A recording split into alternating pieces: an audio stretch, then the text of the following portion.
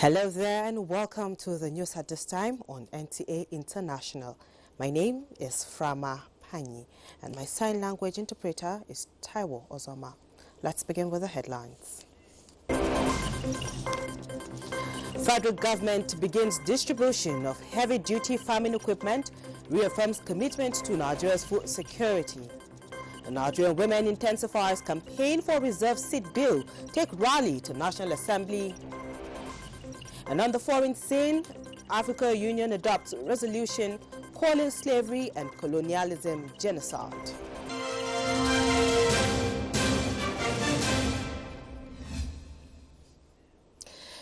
President Bola Tinubu has visited Adamawa State on a one-day official visit. During the state visit, President Tinubu inaugurated in the capital, Yola and Jamaica, the 8-lane Galadima Aminu Road linking Gimba and the capital, the model school comprising pre-primary, primary and junior secondary classes. Other projects inaugurated includes the new multipurpose hall, the remodeled High Court, the newly built officers complex and the renovated government house. The Adamawa State trip come less than 48 hours after President Tinubu made a similar visit to Kebbi. The president interacted with top government officials and traditional rulers. Governor of Adamawa State, Amadu Fintiri, a member of the opposition party PDP, has declared total support for the administration of President Bola Tinubu, which he says is building a stronger Nigeria. And Indonesian President Prabowo Subianto will travel to Washington to attend the inaugural meeting of U.S. President Donald Trump's Board of Peace as Jakarta weighs a larger diplomatic and security role in Gaza. Similarly, Lebanon's president met his German counterpart in Beirut as regional tensions flared following an Israeli strike near the Syrian border that killed 4 people and heightened concerns over the fragile ceasefire. Adobe Obiachana tells us more.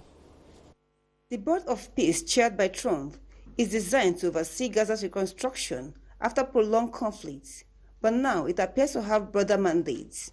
Around 19 countries have signed up, with the first formal meeting scheduled for February 19.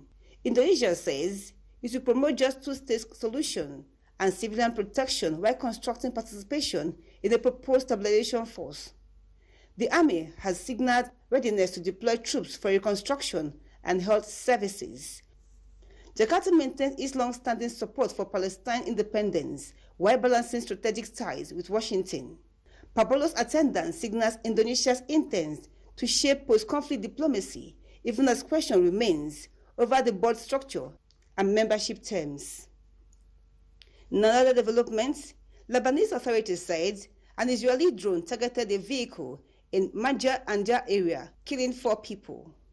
Israel's military said a structure operative from Palestine's militant group Islamic Jihad, making the first such claim in Lebanon since November 2024. Despite the ceasefire aimed at ending hostility between Israel and Hezbollah, Israeli strikes have continued. More than 370 people have reportedly been killed since the truce, while Lebanon's army advances plans to disarm non-state armed groups near the border. The latest violence underscores the fragility of Lebanon's security situation, even as diplomatic engagement continues in Beirut. Efforts to stabilize the border and enforce disarmament remain central to preventing renewed wider conflicts. Adobe Obiechina, NTA News. An African Union leaders meeting at a 2-day summit in Addis Ababa have adopted a resolution that describes slavery, deportation and colonialism as genocide and crimes against the people of Africa. Chairman Mahmoud Ali Yusuf also called for an end to what he called the extermination of the Palestinian people.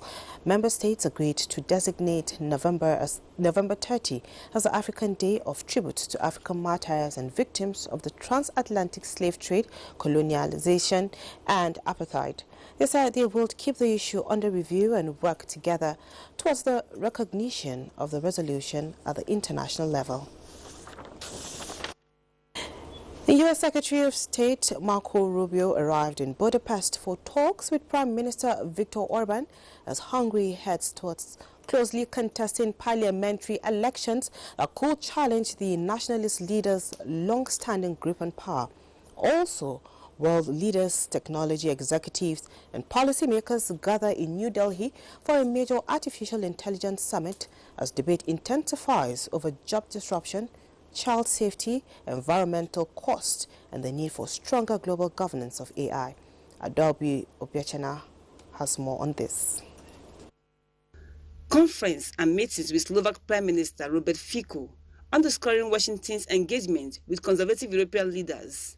President Donald Trump has publicly praised Orban's leadership, calling his record in Hungary phenomenal ahead of the vote. Orban faces mounting pressure from opposition leader Peter Geyer, whose Siga party has gained momentum in polls before the April 12th election.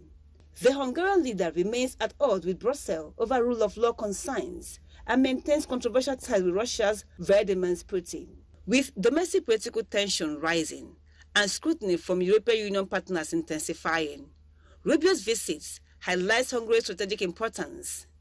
The upcoming election is set to test Orban's influence at home while shaping Biden's relationship with Washington and Brussels. Meanwhile, Prime Minister Narendra Modi will inaugurate the 5-day Impact Summit, expected to draw about 250,000 participants, including 20 national leaders, dozens of ministers, and tech experts around the world. Despite ambitious plans for a shared roadmap on global AI governance, critics question whether concrete commitments will emerge. Observers observe that past summits have produced mostly voluntary, self-regulatory pledges, leaving concerns about accountability, safety standards, and oversight unresolved. As India seeks to position itself as a leader in the AI decade ahead, the summit outcome will test whether global powers can move beyond rhetoric and adopt meaningful safeguards for rapidly advancing technologies. Adobe Obiachina, NTA News. President Bola Ahmed Tinubu has commended the signing of a strategic memorandum of understanding between Nigeria's BUA Group and UAE-based Ad Ports Group and Mer Group in Abu Dhabi. He described the MOU as a significant industrial and trade breakthrough arising from renewed Nigeria-UAE engagement under his administration. The president said the agreement represents a tangible dividend of strengthened diplomatic ties and expanding economic cooperation following his recent state visits and high-level engagements with the leadership of the United Arab Emirates, which prioritize trade, investment, infrastructure, and food security.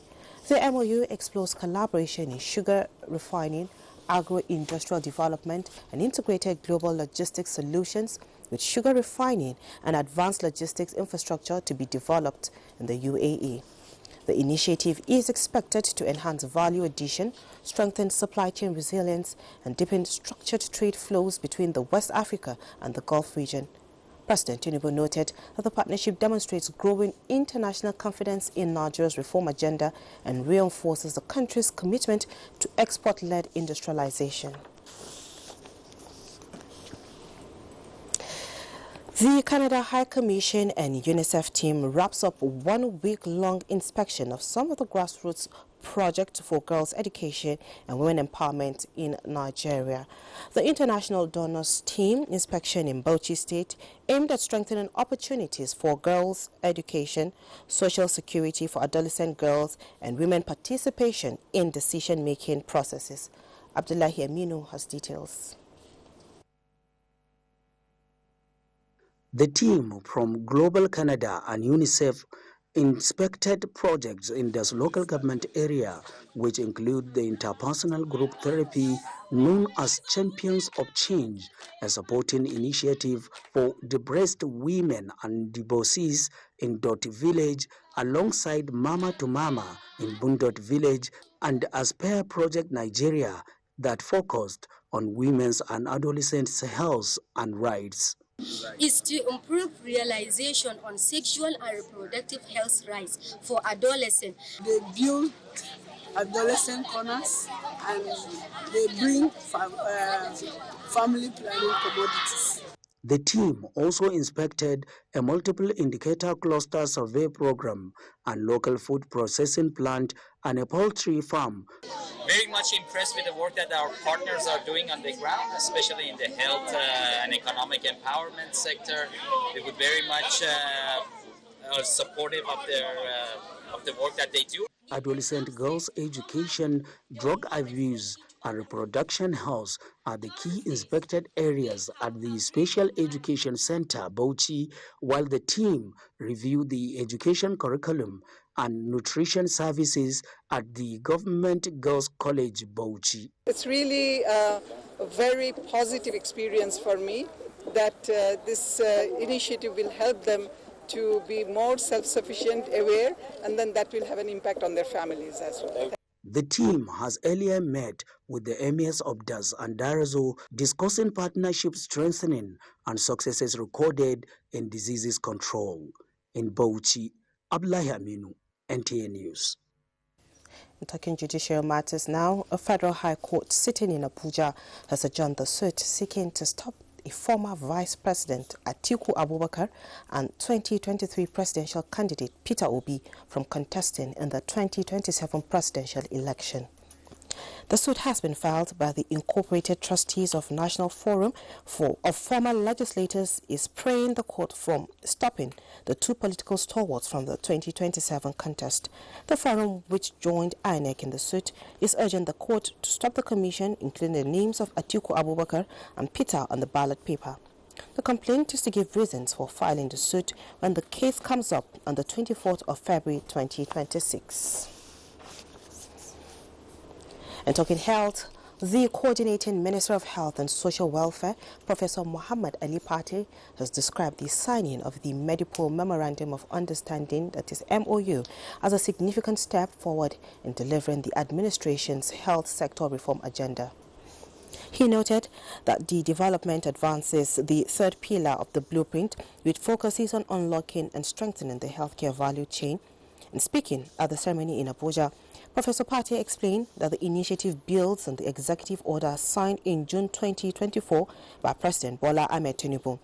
The order provides supply-wide waivers on raw materials and manufacturing, as well as demand-side interventions such as market-shaping mechanisms, advanced guarantees, and structured procurement systems to strengthen local production. The minister said Medipol will aggregate projected national demand to negotiate better prices, assure quality, and channel demand towards local manufacturers. The approach will stimulate predictable demand, improve supply chain efficiency, and accelerate Nigeria's medical industrialization by leveraging the country's large market size to drive competition, lower costs, and ensure the availability of essential health commodities.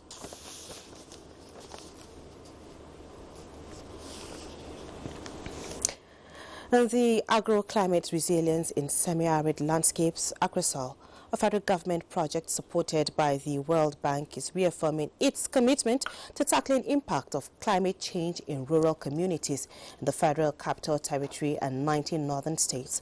The renewed focus comes as the World Bank delegation highlighted ongoing efforts to restore degraded landscapes and strengthen climate resilience across states in Nigeria. Charles Alpha reports. Situated on the outskirts of the Federal Capital Territory, towards the Gwagwa-Dede axis, Jiwa is a mixed residential and rural community inhabited by farmers, traders, and other residents. However, like many communities affected by climate change, Jiwa faces challenges such as flooding, erosion, degraded lands, and declining livelihoods. In response, the Agro-Climatic Resilience in Semi-Arid Landscapes AgriSol project, led by the FCT project coordinator, Caroline Okpara, alongside the FCT Agriculture and Rural Development Secretariat, received the World Bank delegation led by the tax team leader and senior environmental specialist Joy Agene Iganya. During the engagement, women groups within the community were consulted to identify their priority needs and strengthen their resilience. The tax team leader explained that AgriSol is designed to provide alternative income sources, build the capacity of women and youth, and restore degraded lands and ecosystem across the FCT and the 19 northern states. We went around about 30 groups here this evening. We listened to all of you and we have taken note. And these are the kind of benefits that you are going to have if you are able to follow the guidelines. Aggressor is not a joke. It's not people that we call start project and will not finish. No, it's not aggressor. FCT project coordinator Caroline Okpara believes that the engagement with residents highlighted priority areas such as the community revolving fund, solar-powered boreholes, solar lighting, agricultural inputs, and flood control initiatives. It has to build your resilience against climate change. We need to change our environment. We need to stop cutting down trees. Instead, we plant. We need to do those things that will better environment, reduce sickness, like indiscriminate waste disposal.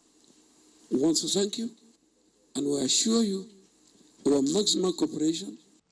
Charles Alpha, NTA News. This is the news on NTA International. We'll take a short break. More reports right after. Thanks for staying tuned. Now, the second annual review meeting brings together institutions, human rights defenders, and the National Commission for Persons with Disabilities to assess progress on implementing the Disability Act. The gathering aims to review action plans, track progress, and discuss strategies for supporting persons with disabilities. Gofan Shaji Ugwanyi reports. The Disability Rights Advocacy Project for Inclusive Development is a 3-year project that targets over 1 million persons with disabilities and seeks to strengthen civil society organizations, improving livelihoods through entrepreneurship, and creating awareness to support persons with disabilities. Reflect on the plan we have already outlined, and to review some of these plans and to track the progress on the implementation of the Disability Act. We are also going to set the pace for another 6 months, make new commitments. So what the EU would like to see would be enhanced disability inclusion at federal and subnational levels. We would like to see further implementation of the disability inclusion law, and also we would also like to see improved capacity of stakeholders. And when I talk about stakeholders at the government level. The meeting also highlights challenges such as inadequate support systems and policies, and emphasizes the need for data gathering and frameworks to support persons with disabilities. In Abuja, Gufan Shaju Ogwanyi, NTA News. And Nigerian women are leaving nothing to chance in their quest for an inclusive democracy and governance that addresses development issues. Correspondent Ladibala reports that the women stormed the National Assembly in a solidarity rally calling for the passage of the reserved seat bill. The report.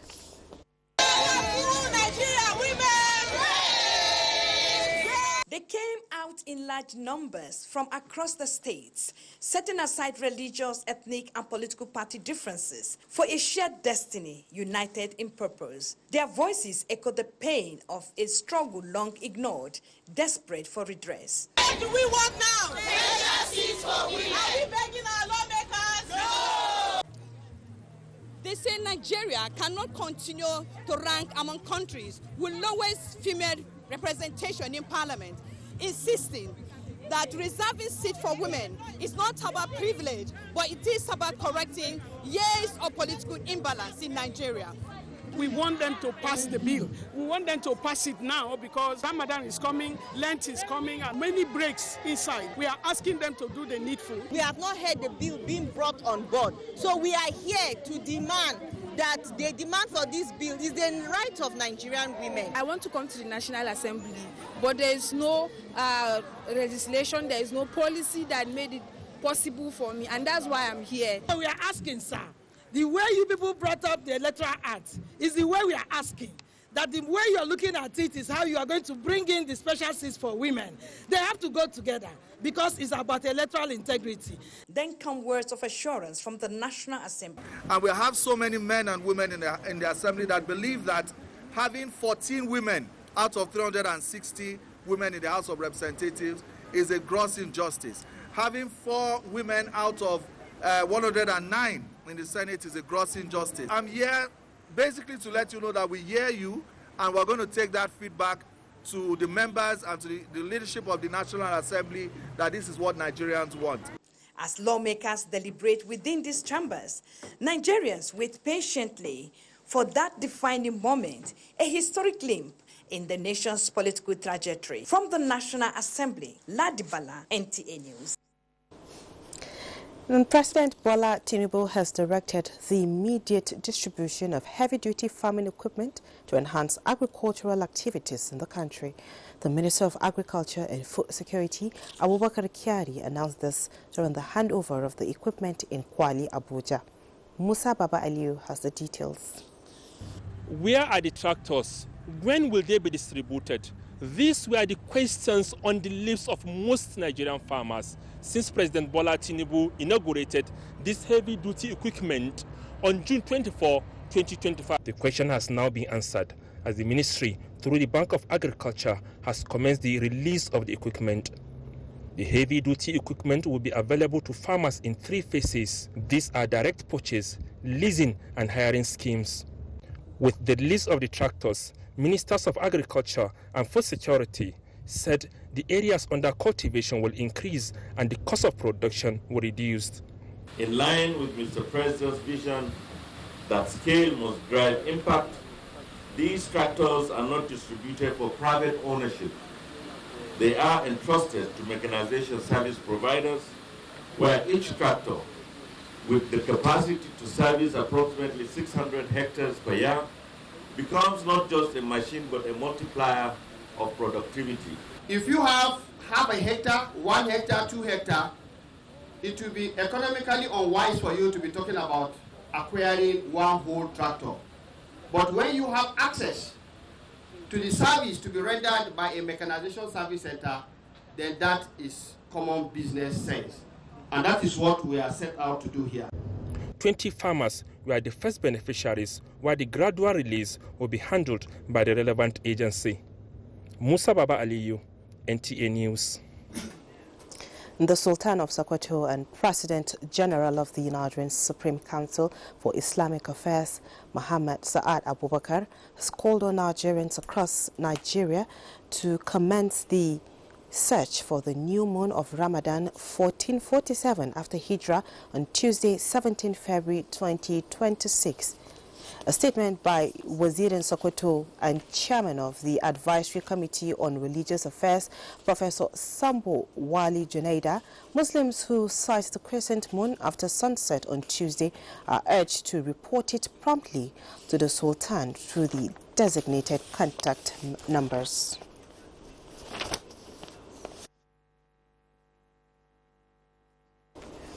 And it was a historical moment in the political realignment of Nigeria as the All Progressive Congress formally receives Kano State Governor Abba Kabir Yusuf into the Progressive family. The Vice President Kashim Shettima, representing President Bola Tinubu at the reception, assured the people of Kano State of federal government's commitment in implementing policies that will drive economic growth and prosperity across the nation. Details in our subsequent bulletin. Now, the adage that says, celebrate a person while he is alive, played out at St. Peter's Catholic Church, where Sir Aaron Obechina was celebrated on his 75th birthday. The event, organized by Knights of St. John International, was a celebration of humility and many years of service for the Lord. Sophia Nama Uche reports that the Diamond Jubilee celebrant is full of gladness as he was surrounded by family, friends, well-wishers, and grandchildren.